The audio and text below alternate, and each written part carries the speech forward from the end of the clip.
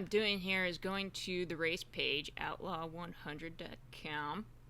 Now, the Outlaw page or this website is pretty well put together and pretty user friendly, but you will find with some races, the RDs aren't professional web developers in most cases, so sometimes things aren't quite as user friendly. They're putting together like a low budget web page when they've never put together a web page before. Understandable. So sometimes you really have to dig for the information.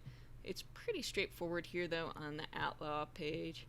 Oh man, 3 days and 19 hours, 56 minutes, 54 seconds, 53 seconds, 52 seconds, 51 seconds until the race.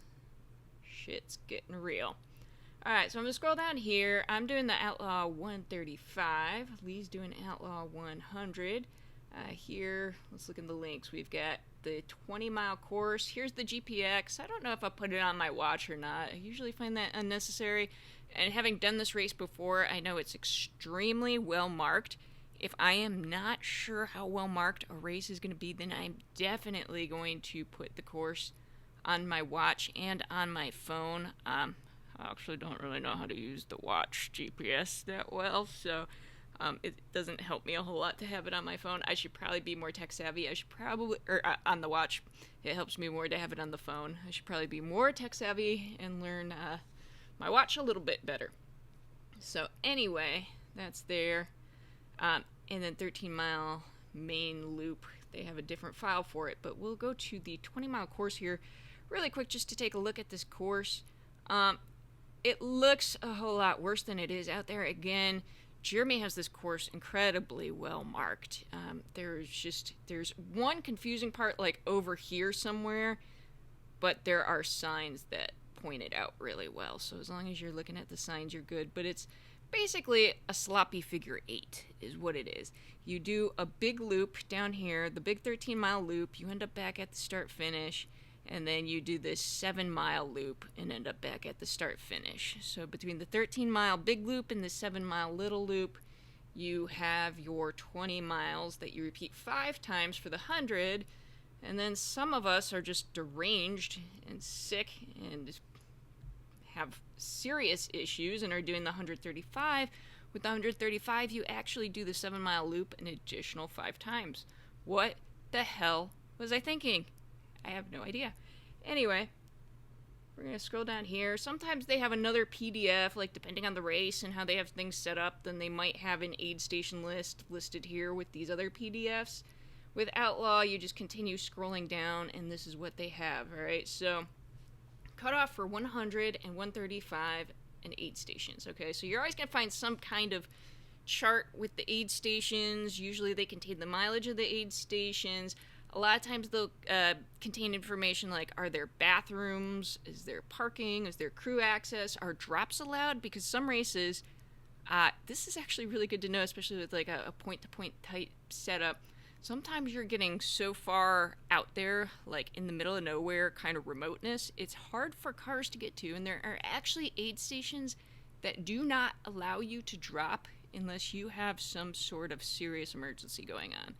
I think it was Oregon Cascades that I was like coming into an aid station behind a guy who looked like he shit his pants and like was just not feeling well. Like this, I had a rough race at Oregon Cascades. This dude was having a rougher race than me. And I think we were in about the 70s or something like that, mileage wise. And we get to this aid station. He sits down. This dude who looked like he shit his pants just sat down. And he's like, I'm done. I'm done. And they're like, you're done? He's like, I'm dropping. And they're like, oh, buddy, you can't drop here. You can't drop here. You gotta go to the next aid station. It's like the middle of the night. It's freezing at this aid station. And there's just no car access. And they're like, 7 miles to the next one. And this poor guy's face when they said 7 miles. So anyway, that's something to keep in mind. A lot of times you're going to have a chart containing way more information than this, but Outlaw is a small race. You have this small loop course. You're always very close to the start finish or to car access, because there's car access both at Shorty's Brothel and the start finish. So that's not a concern for this race right here, but it's just something to note. So maybe we'll take a look later at one of those other kinds of aid station charts where you have like a little bit more information, especially when it's necessary. Here at Outlaw, they have some unmanned stations. Like, they're basically card tables set up in the woods, or unwomaned aid stations, if you will. But yeah, like card tables set up in the woods with like water jugs and some snacks on them. I'm not gonna bother really noting these. Like, I may fill up my water if I feel like I'm low, but if you take a look at the mileage here, this first one is at 2.25 miles. This next one's at 3.5 miles. And then we have Shorty's Brothel at 7 miles. So I could go 7 miles without filling up my water or requiring fuel. So I don't think I'm going to note these first two unpersoned aid stations on my chart, just because, I mean, fine if I want to fill up the water, but really for planning purposes, I just don't need those on my chart at all. They do not impact my planning in the least.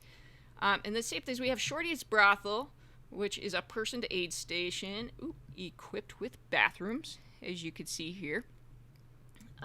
They had like a heated tent last year at Shorty's Brothel. And then we have third unmanned aid station. Again, this is only 1.7 miles from Shorty's. And then this another unpersoned aid station, 11.25. Again, that's 4.25 miles from Shorty's. I don't think I'm going to require anything there.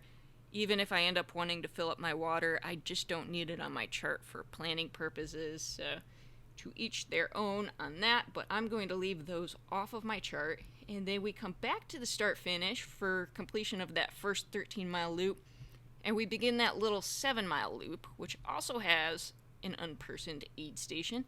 And again, that's only 3 miles from the start finish. I don't require anything for planning purposes 3 miles away. So I'm going to leave it off my chart as well. And then we come back to the start finish after completing that loop.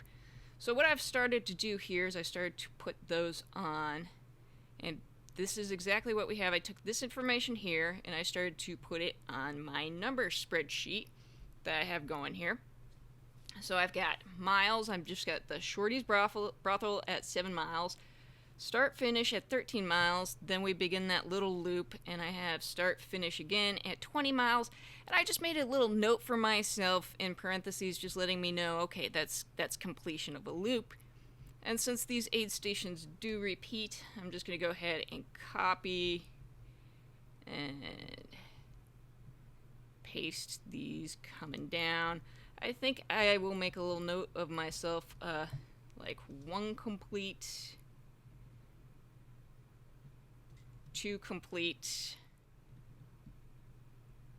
4 complete. And again, this is just because this is a loop course. You can do it however you want to do it.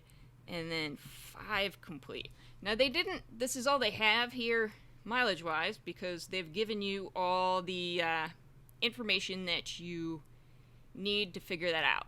So what I'm going to have to do is math. I know. It's terrible. So, for example, Shorty's Brothel. Okay, we know from up here that that's 7 miles from the start finish. So now I have to math to figure out, okay, the second time I get to Shorty's Brothel, it's going to be 27 miles total distance of the race.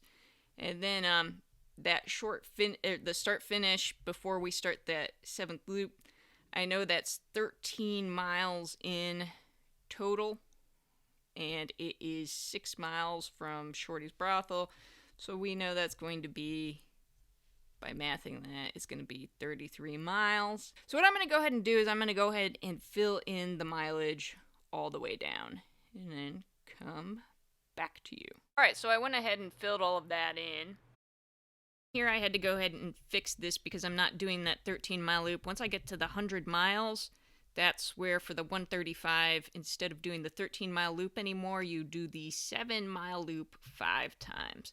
As I was writing out the 1, 2, 3, 4, 5 complete, again, I was thinking, what the hell was I thinking? I have no idea. But I'm going to go do that 5 times after I hit the 100-mile point. Okay, so a couple things to look at here. I went ahead and filled in this right here. we're going to go back to the Outlaw page.